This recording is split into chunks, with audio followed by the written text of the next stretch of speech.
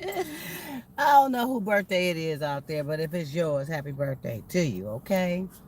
This is your hostess with the mostest, Donna Smith, aka Lady D, here with some afternoon thoughts with you on a Thursday. What's up, grown folks? How y'all doing? I'm gonna take off this coat because it done got kind of warm in here. Actually, it's not bad. This morning it was 30 something degrees. When I tell y'all it was cold. Now, I don't know how cold it is now, but the sun is somewhat out. It's a little warm. As y'all see, I'm in the car. Doing my afternoon thoughts. And guess what? I got the camera still today. Knock on glass. But it's still, it ain't moving. What's up, Malcolm? What's up? Enjoy your beautiful, wonderful day out there in Chi-Town. Um, I am just letting y'all know it's been a decent day. Other than it was cold this morning, but it's been decent. It's the end of the week. I'm feeling that. I'm pretty pretty happy that it is the end of the week. Cause for some reason it's been a struggle this week with rest. I've been waking up, going to bed decent time, but waking up, breaking my sleep, stuff like that. So when I get up in the morning, it's like all bad, all bad. Feel like a truck hit me. But oh, H Town. Okay, H Town. I stand corrected, Malcolm. I stand corrected. Okay. But anyway, how y'all doing? This is your hostess with the mostest, Donna Smith, aka Lady D, with some afternoon thoughts. And today I wanted to start off. I don't have that much time, but I wanted to start off about is it okay for them to be at home still? And I was having a conversation with a couple of people today, women. Didn't talk to any men about this, but it was women. And it was in regards to I'm doing good. I'm doing good. I'm doing good, Mike. I'm doing good. Malcolm, I'll talk about Chi Town. It's H Town for him. It's Chi Town for Mike. Man, I'm telling y'all, bear with me. I'm getting it together. I'm doing great. Thank you for asking. I'm doing great. It's been a great day. Um, but the conversation at hand was it was in regards to, is it cool? Is it okay if they still live at home? Okay, meaning, I asked the women, if you met a man at this stage of your life, in your 40s and your 50s, and this particular man was still living at home with mama, could you do that? Would you do that? Could you deal with that? Would you judge him on that? Now, the conversation got real deep because it really depends on the situation. Thanks for checking on me. Nice, nice. I hope you're doing okay too. Yeah, I hope you're doing okay too. We got to just hang in there one day at a time. One day at a time. Um, so, like I was saying, if you were in a situation where you did meet somebody, and it based on the situation, regardless of what their age is, because things can happen. I had shared that I remember when my mother got started getting sicker, and she lived in San Francisco. I lived in San Leandro, about 30, 40 minutes drive, 45-minute drive, depending on traffic. And she used to always say, "When you gonna come move back home? When you gonna come move back home?" And there go that phone call in the middle of me recording. And y'all know what? It's a scam call too. Would you scammers stop calling? Stop calling. we can identify you as a scammer. So stop calling people's phones. Really though. Then you get this recording and all this noise talking in the background and they just trying to get your information and all that. Stop. Okay, so back to what I was saying. So mama used to say, well, when you gonna move back home? And I'm like, Mom, I'm not moving back to Frisco. I love Frisco, blah, blah, blah, but I don't want to live there no more. And I knew I could. And I knew as she became ill, really ill, that something was going to have to be done because she couldn't live alone anymore. So it was going to have to be her come with me or me come with her or whatever that situation is. Good for you, Mike. Um, but I would have, if I was in a situation such as that and I had to move back home, I'm in my 40s, and I meet someone and they judge me based on the situation, which I had moved back home to take care of mama, that's not good. So I say that to say, sometimes you do have men in certain situations where they go back home, men and women actually, but we're talking about men right now. They go, because I was talking to women about this earlier, but a man may have to go back home to deal with his parents or with his mom or what have you, because they're in a situation and can't do things themselves. They may be in their 70s and 80s, sometime 90s, and instead of putting them away in a home or whatever, you decide to go live with them. It's easier to do some most times when you're not if you're not married or have small kids or things of that nature. It's just you and you decide you're going to do that. So if somebody meets you and you're at home with mom, you're taking care of mom, I don't think you should be judged by that. Based on the situation, you had to do what you had to do. Or you have those who have gotten out of a situation, say like a marriage. They're going through a divorce, right? Or maybe they just got divorced. They lost a few things because they had to, they got in a situation where there was alimony, there was child support, there was all these things that kind of beat them down. And now, if you look out here and see what the rents are, it's ridiculous. I mean, you literally have to have someone you're living with, or more than someone's more than one, a few, because a studio is costing people dang near 2,000 in a decent area, decent size, at least 15, 16, 1,700 a month just to rent a studio without a bedroom. That's in Cali, without a bedroom. You want to add a bedroom in there, you're going to be paying close to 2,000 or a little over. Lo and behold, you have 2 bedrooms, you're going to be paying 2,000 or something. Easy.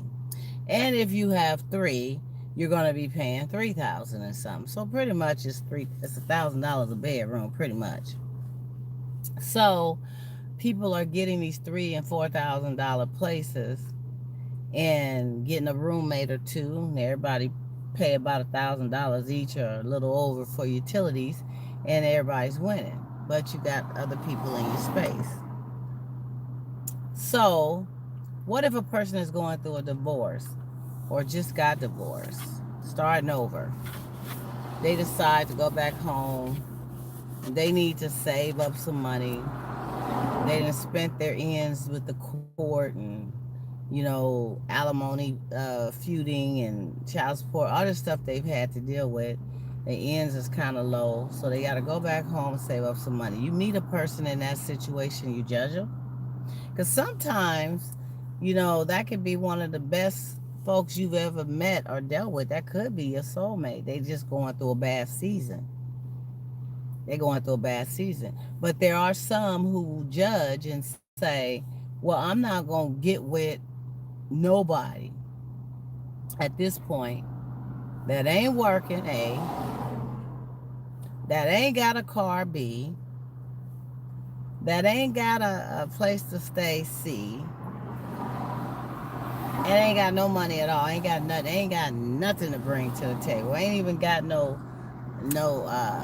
linen and bed set for the bed that I got. Ain't got nothing. Some people just don't want to deal with that. They feel that at this point in their lives, they've developed and established themselves to a comfortable state where they need someone who can meet them on the same road, same path, have something to bring to the table, and then you guys build and sprout up together. So if you got somebody coming to you with absolutely nothing at this stage of the game, 40, 50 years old, sometimes 60, and they've had a couple of hard falls, folks have decisions, they judge. They have decisions. But I don't think that we should go that deep into putting everybody on the same plane or scope and judging them regardless. I think it is really based on a situation to situation basis. And then me and the ladies talked about men are more accepting of this than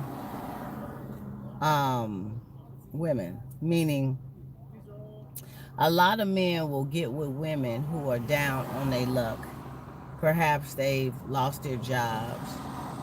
Perhaps they have decided to go back to school and they're not working right now, or they're working minimum. They're on call or they're part time or whatever.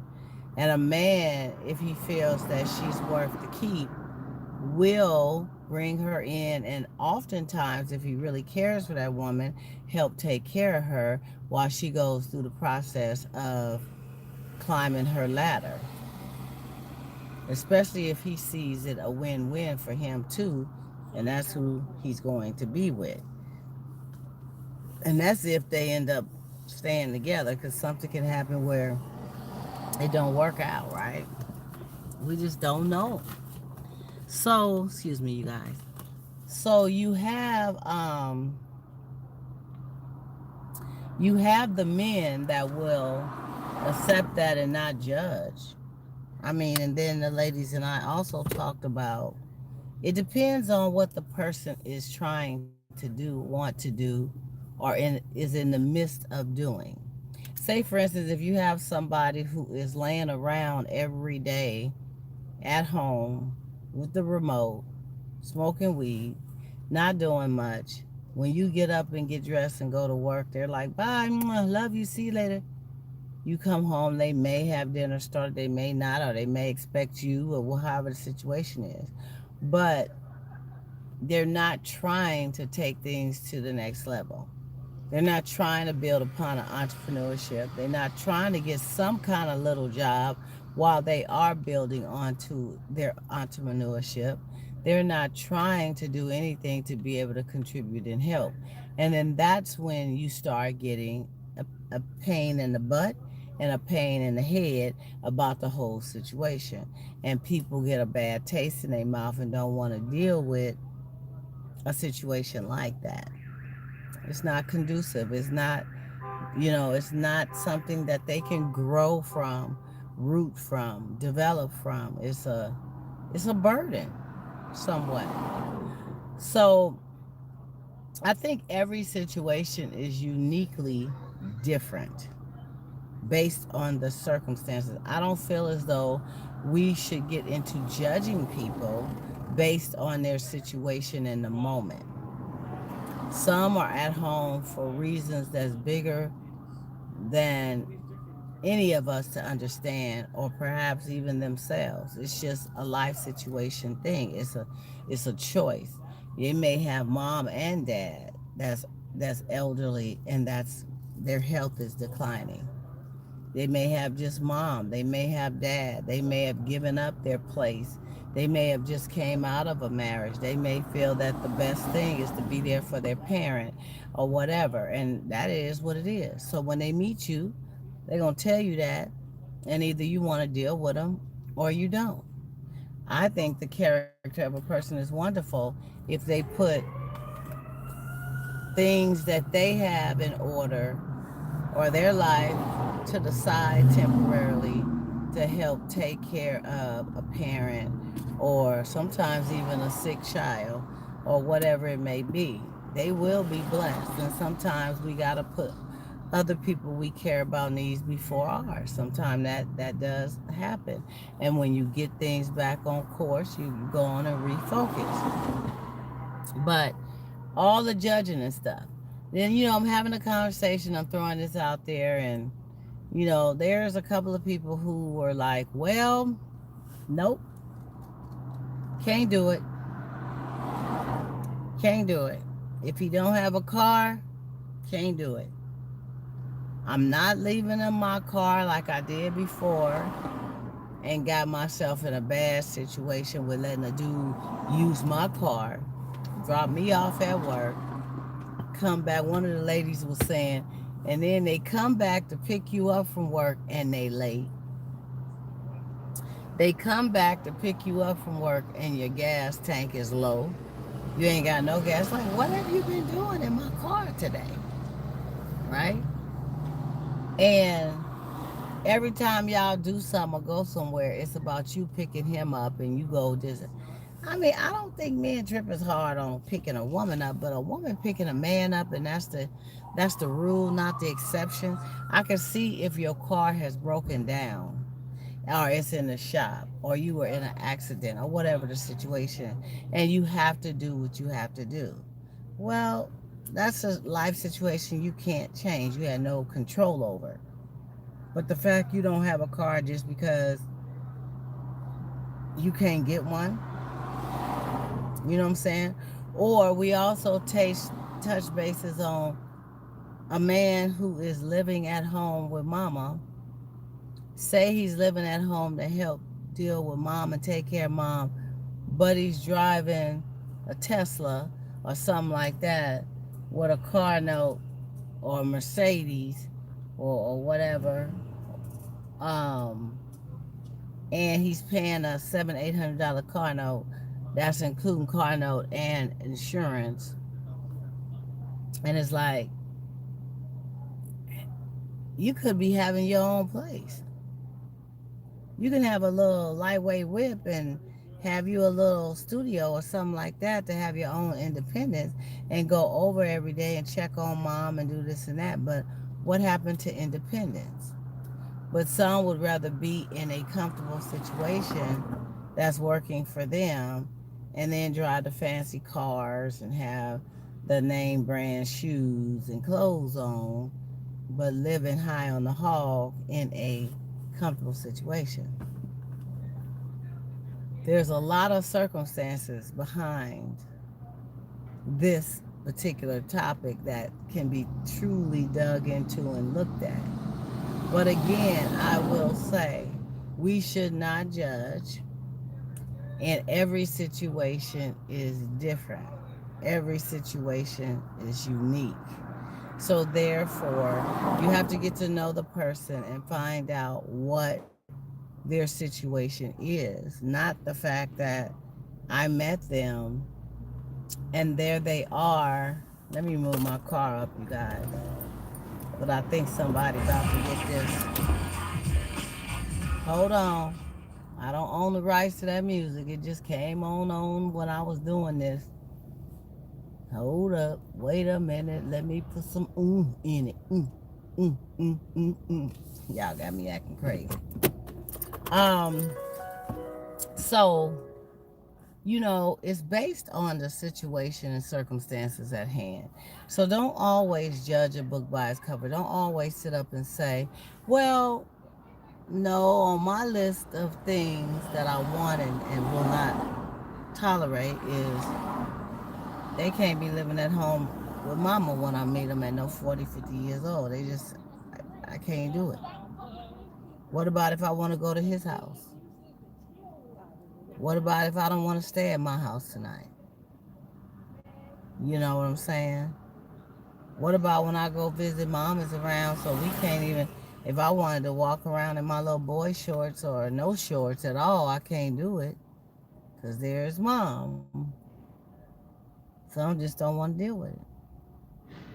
So, you have to Some people miss great opportunities and blessings too by saying what they don't want to tolerate before they even know or see what the situation is all about.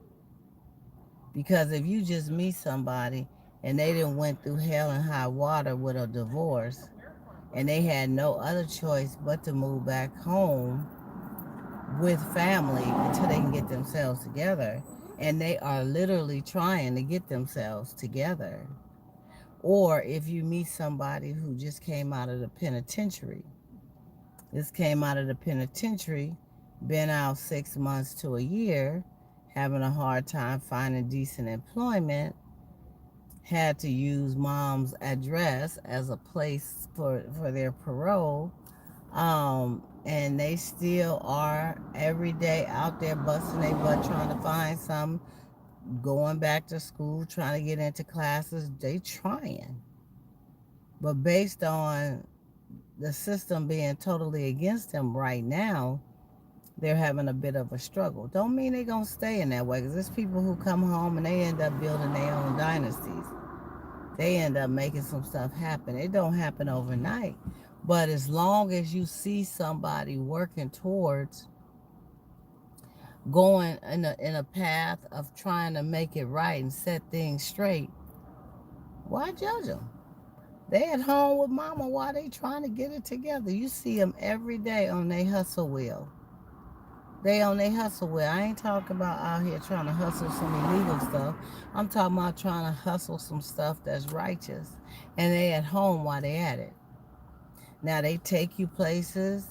They get a room sometimes so y'all can have some privacy. You let them come over your house.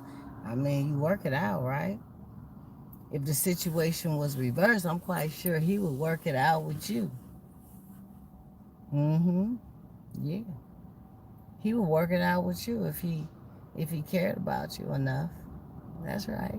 So y'all think about that. I just that was a good little thought today and conversation I was having about, what would you do at this point if they were still living at home? Would it be a go or would it be a no? Think about it. And another thing I wanted to bring up, y'all know I can't stop with just one. It's just like those M&M candies, the different color ones, the red, the yellow, the green, I think they got blue, whatever. You start eating one or two, you can't stop. You just keep on eating them because they so good.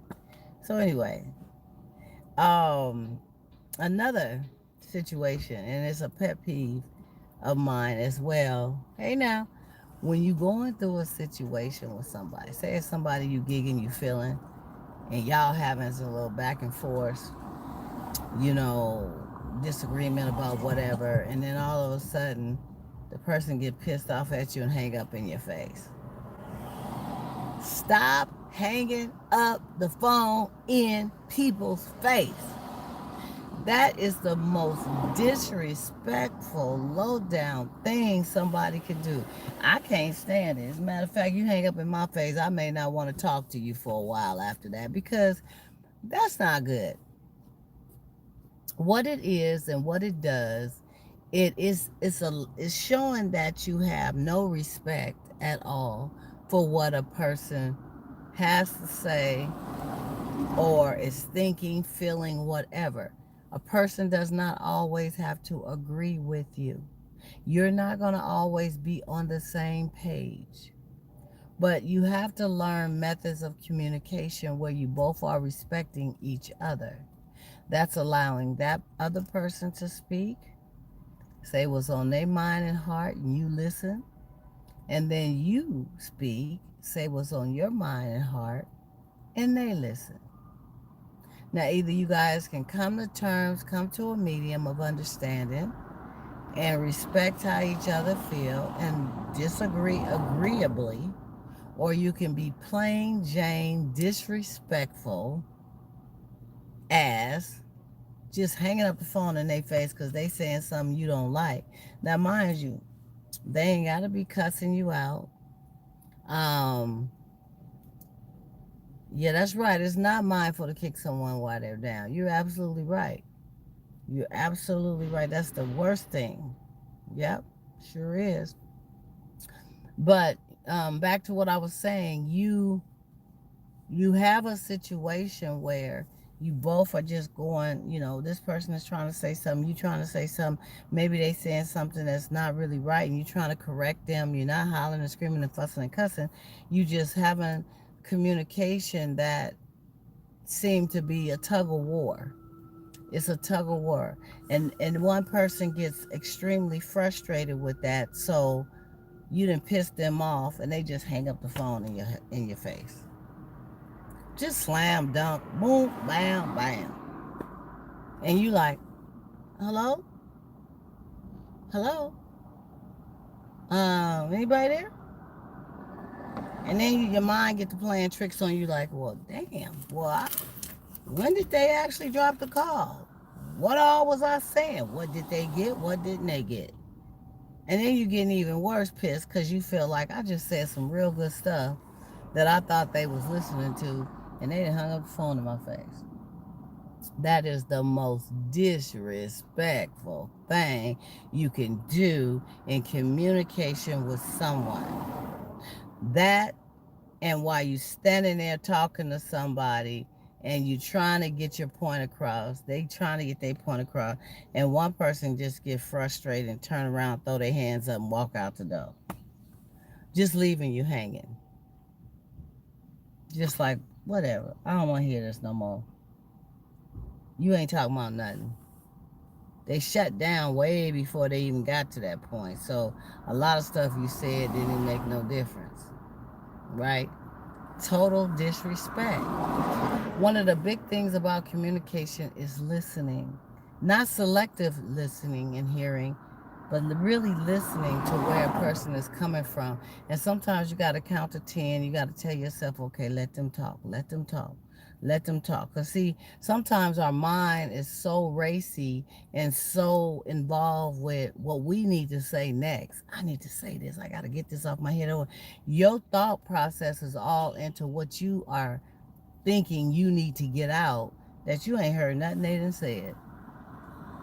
If they ask you to repeat it, you may hold on to the last two words you heard. Yeah, I heard you. You said, let the dog out.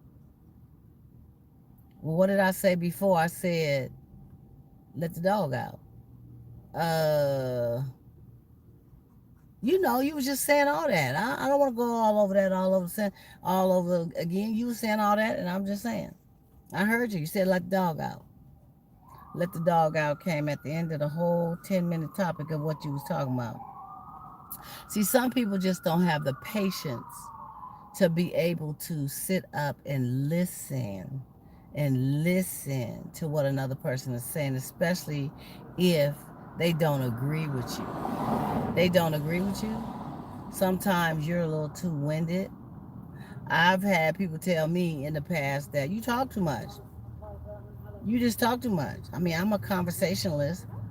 I love to say what I have to say, but I do know how to use tact and respect in saying it. I am a good listener. I do allow you to get your point, and I do weigh it. I may have to think about it. I may have to get back at it tomorrow with thinking about it, but I do let it in. I let it absorb, and I weigh it. I'm very diplomatic. So I know that me having a non-communicator or a non-listener is not going to be a good balance for me, because communication is important. I need to be heard, and I want you to know that you're being heard. It's a win-win for both of us. That's what communication is all about, y'all. And as you becoming a grown person, a grown adult, and grown folks, you start looking at the quality of things more so than quantity in everything. You start looking at the best way to handle and deal a situation that can be conducive for both of you that's involved, or all of you that's involved, not just self.